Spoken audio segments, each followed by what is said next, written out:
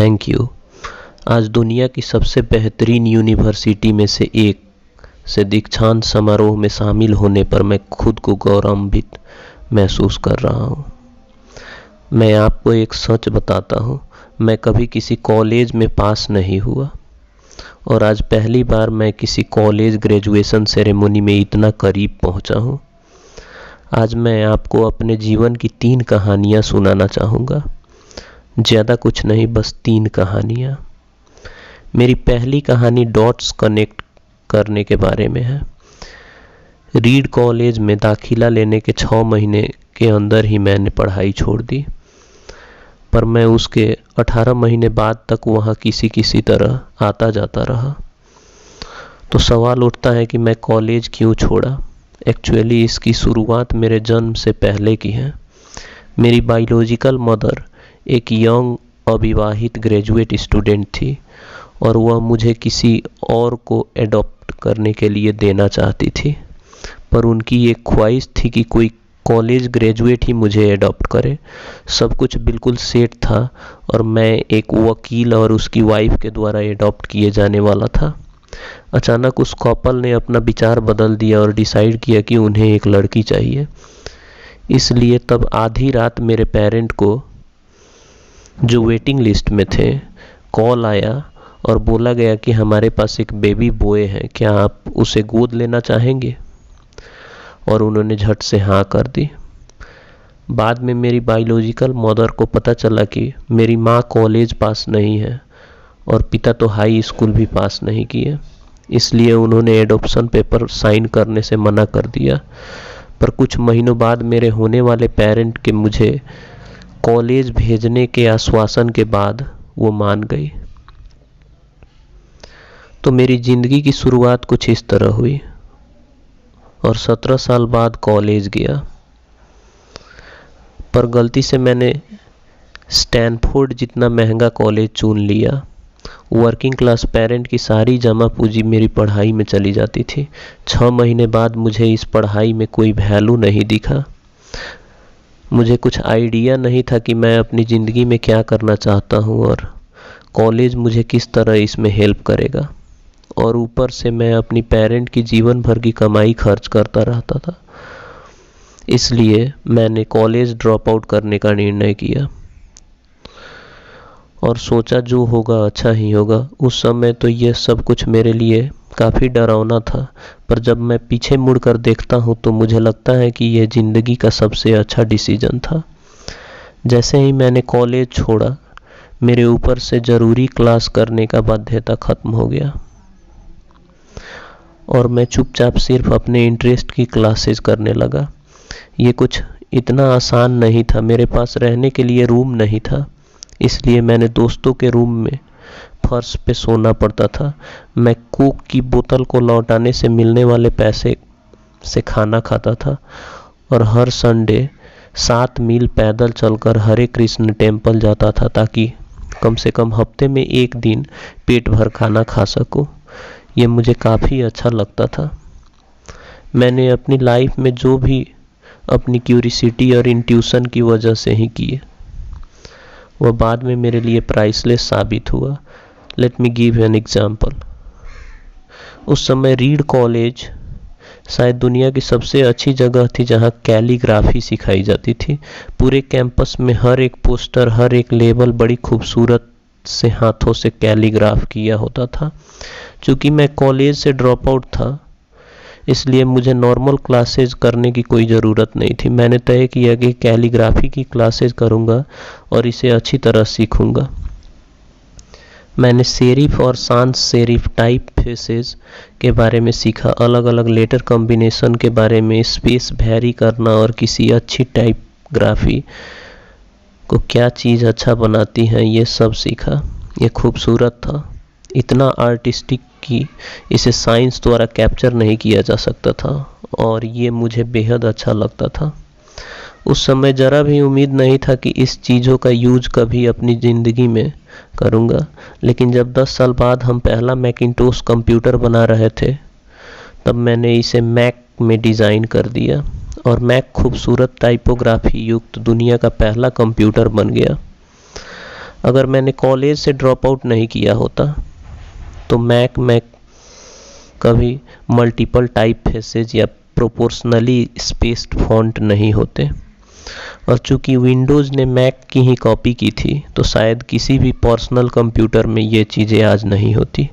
अगर मैंने कभी ड्रॉप आउट ही नहीं किया होता तो मैं कभी कैलीग्राफी के वो क्लासेस नहीं कर पाता, और फिर शायद पर्सनल कंप्यूटर में जो आज फॉन्ट होते हैं वो नहीं होते। ऑफ कोर्स जब मैं कॉलेज में था तब भविष्य में देखकर इन डॉट को कनेक्ट करना इम्पॉसिबल था, लेकिन 10 साल बाद जब मैं पीछे मुड़कर देखता हूँ तो सब कुछ बिल्कुल साफ नज़र आता है। आप कभी भी फ्यूचर में झांककर डॉट कनेक्ट नहीं कर सकते, आप सिर्फ पास्ट देखकर ही डॉट कनेक्ट कर सकते हैं। इसलिए आपको यकीन करना होगा कि अभी जो हो रहा है वो आगे चलकर किसी न किसी तरह आपके फ्यूचर से कनेक्ट हो। आपको किसी न किसी चीज़ में विश्वास करना होगा, अपने गट्स में, अपनी डेस्टिनी में, अपनी ज़िंदगी या फिर अपने कर्मों में। किसी न किसी चीज़ में विश्वास करना ही होगा आपको, क्योंकि इस बात में बिलीव करना कि आगे चलकर डॉट कनेक्ट होंगे आपको अपने दिल की आवाज़ सुनने का हिम्मत देगा, तब भी जब आप बिल्कुल अलग रास्ते पर चल रहे होंगे, and that will make the difference. मेरी दूसरी कहानी है लव और लॉस के बारे में। मैं जिस चीज़ को चाहता था वो मुझे जल्द ही मिल गई, बिकॉज़ वो मैंने अपने पेरेंट्स के गराज से एप्पल शुरू किया तब मैं 20 साल का था। हमने बहुत मेहनत की और 10 साल में एप्पल को 2 लोगों से बढ़कर 2 बिलियन और 4,000 लोगों की कंपनी बना दी थी। हमने अभी 1 साल पहले ही अपनी फाइनेस्ट क्रिएशन मैकिंटोश रिलीज़ की। मैं 30 का हो गया था और मुझे कंपनी से फायर कर दिया गया। आप अपनी बनाई हुई कंपनी से फायर कैसे हो सकते हैं? जैसे जैसे कंपनी ग्रो की, हमने एक ऐसे टैलेंटेड आदमी को हायर किया जिसे मैंने सोचा था कि वो मेरे साथ मिलकर कंपनी रन करेगा। पहले 1 साल सब कुछ ठीक ठाक चला, लेकिन फिर कंपनी के फ्यूचर विजन को लेकर हम दोनों में मतभेद होने लगा। बाद में बोर्ड ऑफ डायरेक्टर तक ये बात पहुंची और उन लोगों को उसका साथ देना अच्छा लगा। सो एट माई थॉट मुझे निकाल दिया गया, पब्लिकली निकाल दिया गया। जो मेरी पूरी एडल्ट लाइफ का फोकस था वो अब ख़त्म हो चुका था और ये बिल्कुल ही तबाह करने वाला था। मुझे सचमुच अकेले कुछ महीनों तक समझ नहीं आया कि मैं क्या करूं। मुझे महसूस होता था कि ये सब कुछ इतनी आसानी से एक्सेप्ट करके मैंने अपनी ही जनरेशन के एंटरप्रेनर को नीचा दिखाया है। मैं डेविड पैकार्ड और बॉब नोएस से मिला और उनसे सब कुछ ऐसा हो जाने पर माफ़ी भी मांगी। मैं एक बहुत बड़ा पब्लिक फिगर था। एक बार तो मैंने वैली छोड़कर जाने का भी सोची, पर धीरे धीरे मुझे एहसास हुआ कि मैं जो करता हूँ उसके लिए मैं भी पैशनेट हूँ। एप्पल में जो कुछ हुआ उसकी वजह से मेरी पैशन में ज़रा भी कमी नहीं आई। मुझे रिजेक्ट कर दिया गया, पर मैं अभी भी अपने काम को प्यार करता हूँ। इसलिए मैंने एक बार फिर से शुरुआत करने की सोची। तब नहीं सोचा था, पर मुझे लगता है कि एप्पल से फायर किए जाने से अच्छी चीज़ मेरे साथ हो ही नहीं सकती थी। सक्सेसफुल होने का बोझ अब बिगिनर होने के हल्केपन के बदले चुका था। मैं एक बार फिर खुद को बहुत फ्री महसूस करता था। इस फ्रीडम की वजह से ही मैंने अपनी लाइफ से सबसे क्रिएटिव पीरियड पाया था। अगले 5 सालों में मैंने एक कंपनी नेक्स्ट और एक दूसरी कंपनी पिक्सर स्टार्ट की, और इसी दौरान मेरी मुलाकात एक बहुत ही अमेजिंग लेडी से हुई जो आगे चलकर मेरी वाइफ बनी। पिक्सर ने दुनिया की पहली computer animated movie toy story बनाई और इस वक्त वह दुनिया की सबसे सफल एनिमेशन स्टूडियो है। एप्पल ने एक प्रत्याशित कदम उठाते हुए नेक्स्ट को खरीद लिया और मैं एप्पल में वापस चला गया। आज एप्पल नेक्स्ट द्वारा डेवलप किए गए टेक्नोलॉजी यूज करता है। अब लोरेन और मेरी एक सुंदर सा परिवार है। मैं बिल्कुल श्योरिटी के साथ कह सकता हूँ कि अगर मुझे एप्पल से नहीं निकाला गया होता तो मेरे साथ ये सब कुछ नहीं होता। ये एक कड़वी दावा है, पर शायद मरीज को इसकी ज़रूरत थी। कभी कभी ज़िंदगी आपको इस तरह ठोकर मारती है, अपना विश्वास मत खोइए। मैं यकीन के साथ कह सकता हूँ कि मैं सिर्फ इसलिए आगे बढ़ गया क्योंकि मैं अपने काम से प्यार करता था। I loved my work. आप रियली क्या करना पसंद करते हैं? आपको जानना होगा। जितना अपने लव को फाइंड करना ज़रूरी है, उतना ही उस काम को ढूंढना ज़रूरी है जो आप सचमुच एंजॉय करते हैं। आपका काम आपकी ज़िंदगी का एक बड़ा हिस्सा होगा और ट्रूली सेटिस्फाइड होने का एक ही तरीका है। आप वो करें जिसे आप सचमुच बड़ा काम समझते हैं, और बड़ा काम करने का एक ही तरीका है, आप वो करें जो एंजॉय करते हैं। यदि आपको अभी तक वो काम नहीं मिला तो आप रुकिए मत, उसे खोजते रहिए। जैसे कि दिल से जुड़ी हर चीज़ में होता है, वो जब आपको मिलता है तब आपको पता चल जाता है। और जैसे कि किसी अच्छी रिलेशनशिप में होता है, वो समय के साथ साथ और अच्छी होती जाती है। इसलिए खोजते रहिए, रुकिए मत। मेरी तीसरी कहानी डेथ के बारे में है। जब मैं 17 साल का था तो मैंने एक कोट पढ़ा था जो कुछ इस तरह था: यदि आप हर रोज़ ऐसे जिए जैसे कि ये आपकी ज़िंदगी का आखिरी दिन है, तो आप किसी न किसी दिन सही साबित हो जाएंगे। इसने मेरे दिमाग पर एक इम्प्रेशन बना दी, और तब से पिछले 33 सालों में मैंने यह सुबह उठकर शीशे में देखकर खुद से एक सवाल किया है: अगर ये मेरी ज़िंदगी का आखिरी दिन होता तो क्या मैं आज जो कर रहा हूँ वो करता? और जब भी लगातार कई दिनों तक जवाब नहीं होता था तो मैं समझ जाता था कि कुछ बदलने की ज़रूरत है। इस बात को याद रखना कि बहुत जल्द मर जाऊंगा मुझे अपनी लाइफ के बड़े डिसीजन लेने में सबसे ज़्यादा मददगार होगा। क्योंकि जब एक बार डेथ के बारे में सोचता हूँ तब सारी एक्सपेक्टेशन, सारा प्राइड, फेल होने का डर सब गायब हो जाता है, और सिर्फ वही बताता है कि वाकई ज़रूरी है। इस बात को याद करना कि एक दिन मरना है, किसी चीज़ को खोने के डर के दूर करने का सबसे अच्छा तरीका है। आप पहले से ही नंगे हैं, ऐसा कोई रीज़न नहीं है कि आप अपने दिल की ना सुने। करीब 1 साल पहले पता चला कि मुझे एक कैंसर है। सुबह 7 बजे मेरा स्कैन हुआ जिसमें साफ साफ दिख रहा था कि पैनक्रियाज में ट्यूमर है। मुझे पता भी नहीं था कि पैनक्रियाज क्या होता है। डॉक्टर ने लगभग यकीन के साथ बताया कि मुझे एक ऐसा कैंसर है जिसका इलाज संभव नहीं है, और अब मैं बस 3 से 6 महीना का मेहमान हूँ। डॉक्टर ने सलाह दी कि मैं घर जाऊँ और अपनी सारी चीज़ें व्यवस्थित कर लूँ, जिसका इनडायरेक्ट मतलब था कि आप मरने की तैयारी कर लीजिए। इसका मतलब कि आप कोशिश करिए कि आप अपने बच्चों से जो बात अगले 10 साल में करते वो अगले कुछ ही महीनों में कर लीजिए। इसका मतलब होता है कि आप सब कुछ व्यवस्थित कर लीजिए कि आपके बाद आपकी फैमिली को कम से कम परेशानी हो। इसका ये मतलब होता है कि आप सबको गुड बाय कर दीजिए।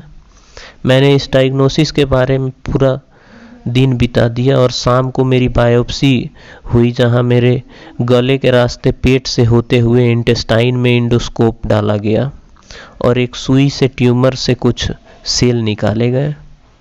मैं तो बेहोश था। मेरी पत्नी जो वहां मौजूद थी उसने बताया कि जब डॉक्टर ने माइक्रोस्कोप से मेरे सेल देखे तो वो रो पड़ा। दरअसल सेल देखकर डॉक्टर समझ गया था कि मुझे एक बहुत ही दुर्लभ प्रकार की पैनक्रिएटिक ट्यूमर है जो सर्जरी से ठीक हो सकता है, और मेरी सर्जरी हुई और सौभाग्य से मैं ठीक हूँ। मौत को इतने करीब से मैंने इससे पहले कभी नहीं देखा था, और उम्मीद करता हूँ कि अगले कुछ दशकों तक पहुँच भी नहीं पाऊँगा। ये सब देखने के बाद मैं और भी विश्वास के साथ कह सकता हूँ कि डेथ एक यूजफुल बट इंटेलेक्चुअल कंसेप्ट है। कोई मरना नहीं चाहता, यहाँ तक कि जो लोग स्वर्ग जाना चाहता है वो भी। फिर भी मौत वो मंजिल है जिसे हम सब शेयर करते हैं। आज तक इससे कोई बचा नहीं है और ऐसे ही होना चाहिए, क्योंकि शायद मौत ही इस ज़िंदगी का सबसे बड़ा आविष्कार है। ये ज़िंदगी को बदलती है, पुराने को हटाकर नया रास्ता खोलती है। और इस समय न आए न आप हैं, पर ज़्यादा नहीं, कुछ ही दिनों में आप भी पुराने हो जाएंगे और रास्ते से साफ हो जाएंगे। इतना ड्रामेटिक होने के लिए मुझे माफ़ कर दीजिएगा। आपका समय सीमित है, इसलिए इसे किसी और की ज़िंदगी जीकर व्यर्थ मत कीजिए। बेकार की सोच में मत फंसिए, अपनी ज़िंदगी को दूसरे के हिसाब से मत चलाइए। औरों के विचार के शोर में अपनी अंदर की आवाज़ को, अपने इंट्यूशन को डूबने मत दीजिए। वो पहले से ही जानते हैं कि तुम सच में क्या बनना चाहते हो, बाकी सब गौण है। जब मैं छोटा था तब एक अद्भुत publication the whole earth catalog हुआ करता था, जो मेरी जनरेशन की बाइबल में से एक था। इसे स्टुअर्ट ब्रांड नाम के एक व्यक्ति, जो यहाँ मेलन पार्क से ज़्यादा दूर नहीं रहता था, ने इसे अपनी पोइटिक टच देकर बड़ी ही जीवंत बना दिया था। ये 60 के दशक की बात है, जब कंप्यूटर और डेस्कटॉप पब्लिशिंग नहीं हुआ करता था। पूरा कैटलॉग टाइपराइटर, सीजर और पोलरॉइड कैमरा की मदद से बनाया जाता था। वो कुछ ऐसा था मानो गूगल को एक बुक के फॉर्म में कर दिया गया हो, वो भी गूगल के आने में 35 साल पहले। वह एक आदर्श था, अच्छे टूल और महान विचारों से भरा था। स्टुअर्ट और उनकी टीम ने द होल अर्थ कैटलॉग के कई इश्यू निकाले और अंत में यह फाइनल इशू निकाला। ये 70 के दशक का मध्य था और तब मैं अपनी आपके जितना था। फाइनल इशू के बैक कवर पे प्राप्त काल का किसी गांव की सड़क का दृश्य था। वो कुछ ऐसी सड़क थी जिस पे यदि आप एडवेंचरस हो तो किसी से लिफ्ट मांगना चाहेंगे, और उस पिक्चर के नीचे लिखा गया था, स्टे हंग्री स्टे फूलिश। ये उनका फेयरवेल मैसेज था जब उन्होंने साइन अप किया, स्टे हंग्री स्टे फूलिश। और मैंने अपने लिए हमेशा यही विश किया है, और अब जब आप लोग यहाँ से ग्रेजुएट हो रहे हैं तो मैंने आपके लिए भी यही विश करना चाहता हूँ, stay hungry stay foolish. Thank you all very much.